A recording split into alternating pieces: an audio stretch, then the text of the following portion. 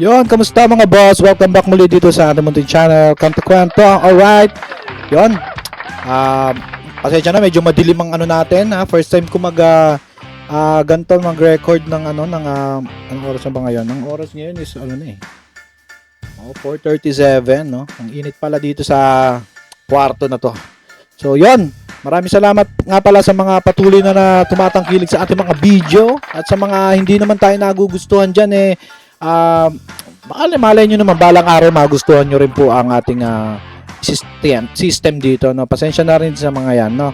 So tuloy-tuloy lang tayong buhay natin dito. Meron muli tayong re-reaction ng mga kwento. Palakpakan natin si Sir Maron Bass na naman ang uploader, no? Kasi siya ang pinaka magandang copy ng ang concert no nakaraan, no? Although may live tayo, no? Kasi live yon, may mga glitch doon, no? Ayoko doon. No? Pero kung gusto niyo mapanood yung flow, yung nangyari buo, walang escape doon. Pero kung ito highlights, dito tayo kay Sir Maron Bass. Palakpakan natin yan. At yun, mga kawento, tuloy nga, ano ko pa rin, no? Gusto niyo ba magkaroon ng mga ganitong mga memorabilia or merch kay Sir Jerome? Mag-join kayo sa mga group na dyan, sa mga Jeromantics natin dyan, mga kwento. Nandiyan yung mga detalye dyan, no? Ayoko lang pangunahan kasi kung ano mga detalye dyan. Basta gusto ko lang malaman na may mga ganyan. At may mga activities sila na ginagawa for yung mga outreach, mga ganon, no? Palakpakan natin yung Jeromantics, no? So, pero kung gusto mo lang simple tagahanga ka dyan ka lang sa bahay, timbahay ka lang, walang problema dyan, mga kwento. So, yun. Bago nga natin start to Moody Blue, mga kwento, Moody Blue. Sino nakakaalam ng Moody Blue? Comment sa baba kung sino nakakaalam ng Moody Blue. Ako ngayon ko lang din ito napakinggan, no? At dito sa concert, napakinggan ko siya pero hindi ko talaga napanood ng seryoso dito pa lang sa reaction na to, no? Dahil nga nagla-live tayo nun. So, yun. Bago nga natin start tong Moody Blue by Sir Jerome Bardome, Elvis ng Pinas, no? Nung ginanap na concert nung sa Muntinlupa SM Cinema 1. Ingin ko muna subscribe nyo, mga kwento. Okay lang ba? Okay lang ba? Okay lang? Comment kasi nung mga hindi okay dyan, no, na mag-subscribe sa ating channel, no? Comment nyo sa baba, no? Okay lang naman po yun. Wala rin naman pong problema. So, yun. Umpisahan na nga natin to, no? Pero gusto ko muna i-shoutout syempre ang si Ma'am Christina Ignacio. Tama ba? Okay lang ba banggitin yung name niyo po? Ayan. Tsaka sila Ma'am May. Ayan. Sulit. Tsaka sila Ma'am Det. Sila Mama sila Mami Edna. Ayan. Nanay Bereng. Yan. Yung malupit na ating organizer din. So, yun. Let's go na nga dito. And then kay Ma'am Cathy Ballesteros yung nag-sponsors po sa atin ng ticket dyan para makanood. Tsaka kay Ma'am Beng, no? Alam niyo na yan kung sino yan sila. So let's go na nga, mga kwento. Maraming salamat sa pagtangkilik talaga dito. So yan, let's go. Pusana natin to kung ano ba pinagagawa ni Sir Jerome dito sa kanta na to, no? Let's go, let's play. Yeah.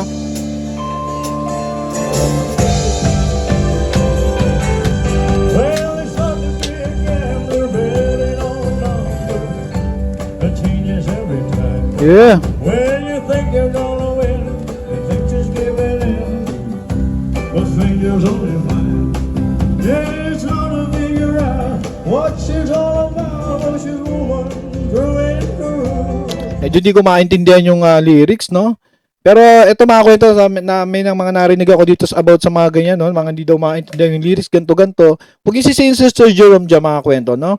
Siya lang naman ginagaya niya lang naman ang Elvis Presley natin, no? Kahit naman kasi si Sir Elvis Presley nung araw talagang ganyan din. So hindi po kasalanan niya ni Sir Jerome. Sana malinaw 'yon, mga kwento, no? Oo. Ginagaya niya lang yan. Sa ibang kanta hindi naman ganyan si Sir Jerome. So 'yon, palakpakan natin si Sir Jerome. Oo, tsaka yung mga nagsasabing ganun daw na wag nang tignan niyo muna yung original bago niyo yung nagko-clone, no? Let's go.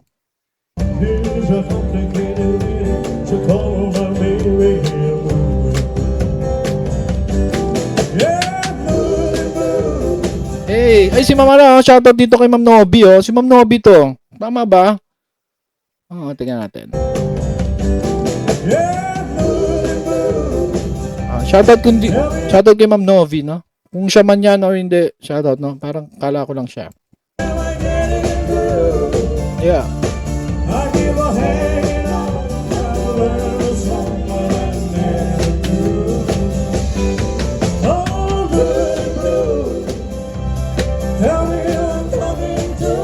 Grabe, may mga gantong kanta pala si Elvis, no? Yung mga parang four of spade yung dating sa akin, no? Yung mga yung mga tugtugan, yung four of spade, alam, sino nakakilala ron? Four of spade, malupit yon. Mga bata lang yon, pero yung mga tugtugan nila ganito yung ano, tema or dating, yung mga 70s, 60s, ganyan, no? Pakinggan nyo rin yun. So, may mga ganito palang kanta si Sir Elvis Presley, no? Thank you, Sir Jerome, sa pagkanta nito. Nalaman namin to, no? You're like a night and day, it's hard to say which one is you. Just when I think I know her well, there's emotions and music on the person I am all I do. Oh, she's my the call of my baby, I'm blue. Grabe, ang galing nung ano, tugman, ang ganda ng second voice, tsaka yung ano ni Sir, ano, talagang tugman-tuba. Actually, nabanggit ko na to nung nakaraan, no? Gusto ko lang i-ano ngayon uli. Oo. Yeah! Oh, blue, blue. Tell me how I get it through. Yun o, si Daddy Efren. Talakpakan nga natin yan. Mag-birthday yan sa 19 eh. Happy birthday po, sir. Advance. Hanging on by the rail, someone I never do. Hey, blue, blue. Yeah. Tell me who I'm talking to. You're like a night and day, and it's hard to say which one is you. I'm a faithful but blue.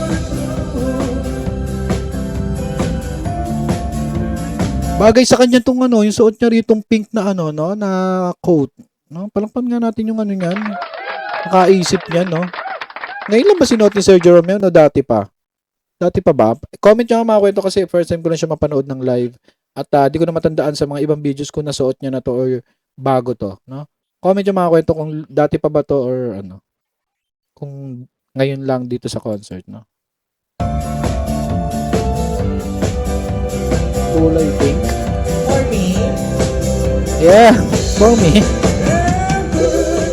For you. Tell me who I'm talking to. I never hanging on by the rail, someone I never do. Oh, blue, blue. Oo nga, parang nakita ko na nga to, may picture siya nakasuot niya to dati. Parang lang, parang. Makakalimutin na kasi ako eh. You're like a night and day, and it's hard to say which one is you. Yeah. So bali ito pala ang unang-unang binigay dyan, no? Yung pansabit niya yan. At after yan, ang dami ng sumunod niyan eh. May mga gift pa, may mga paper bag, mga ganyan-ganyan, no? Tell me am I getting through? I give a hand on by the rail, someone I never knew. Tsaka nga pala mga kwento, putulin ko lang, pasensya na. Kilala niyo si Bulaga Kami? Tama ba? Yung channel. Basta Bulaga Kami something yung channel. Kinompile niya yung live natin doon, mga kwento, panoorin niyo yun. Ginawa niya ng compilation nung kung ayaw niyo panoorin yung live kasi nga mahaba, no? Doon sa kanya kinompile niya yung mga activities na ginawa or yung tawag doon. Yung flow nung concert, no? Yung script or lahat. Kay Bulaga Kami TV ata, yung hindi ako nagkakamali, correct ko na search ko na lang. Kinompile niya yung live natin, no? Palakpakan natin yan si Bulaga Kami TV, no? Kung ayaw niyo nung live natin, masyado mahaba, doon kayo kaya mga around 30 minutes lang ata yun, no? 4 hours ginawa niyan, 30 minutes, no? Come on, blue, blue. Yeah. Tell me who I'm talking to. You're like a night and day, and it's hard to say which one is you. Yeah. Alright. Palakpakan natin si Son. lamig naman ito. Kanina ba? Thank you. Di ba? Thank you pa siya dun sa nagbigay. Alright. Ano masabi yun dyan mga kwento? Parang ang dilim, no? Na against the light tayo. First time lang natin mag-shoot ng ganitong hapon, no? Kadalasan talaga morning tayo nag-shoot, no? Ang ganda nung mayroon pag ganun na shadow. Ang ganda rin, no? Kaso mainit. So yun, ano masasabi dyan mga kwento sa ating Elvis Presley ng Pinas Moody Blue, no? Lalo na kayo mga nanay namin dyan, lola namin dyan, alam na alam nyo yung Moody Blue, no? So kami, ngayon lang din namin to napapamiliarize Tama ba yung mga word ko, no? Yung mga gantong kantahan dahil nga kay Sir Jerome Ibardome. So feeling ko kung ang nag-Elvis ng Pinas medyo may edad na rin, baka hindi masakyan, no? Isa sa malaking point talaga kaya talagang marami nagiging fan si Sir Jerome dahil yung bata siya, no? 20 years old or 19 years old nung nag-start or mas bata pa, no? Way back pandemic. Nakakadagdag nakakadagdag excitement yun. Pero kung siguro mga nasa 40s or nasa 50s na rin yung nag-Elvis, meron pero hindi siguro magiging ganito ka-successful katulad kay Sir Jerome Ibardome. So naging advantage din ang kanyang edad dahil marami nagka-interest na dahil nga ang bata niya tapos Elvis Presley, di ba? So yun, comment nyo kung sang-ayon kayo doon mga kwento. So yun, ano pa bang idadagdag natin? Maganda ang Moody Blue, magaling ang banda, Wish Band, magaling at ang crowd is napaka-cooperative, no? Behave lahat, no? So yun mga kwento, yun nga ba, panoorin nyo kay Bulaga Kami TV yung compilation nung ginawa nating live, kinompile niya doon, no? Kung ayaw nyo panoorin yung mahabang 4 hours na live natin, no?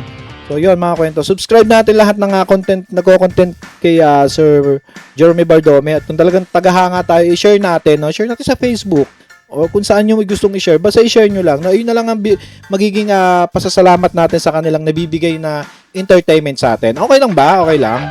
So kung di okay, comment nyo sa baba. At kung okay, i-comment nyo rin sa baba. At i-comment nyo na rin kung taga saan kayo para malaman natin kung hanggang saan maabot ang kwento natin ito. At yun, subscribe po kayo. Hingin ko po ang inyong subscribe dito sa ating channel. No? Maraming salamat. Sana maka 100k na tayo. No? Mamimigay tayo ng memorabilia Jerome Ibardome merch. No?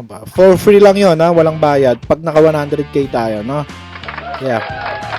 So yun mga kwento, hanggang dito na lang. At maraming salamat sa pagtangkilik at umaabot ka rito sa part na to, no? Maraming salamat muli. Ito ang Kanta Kwento na nagsasabing mabuhay ang talentong Pilipino. Palakpakan tayo at see you on the next vlog. Goodbye. Kanta kwento, sabay-sabay tayong makinig, mga awit ang puso, tanghin ang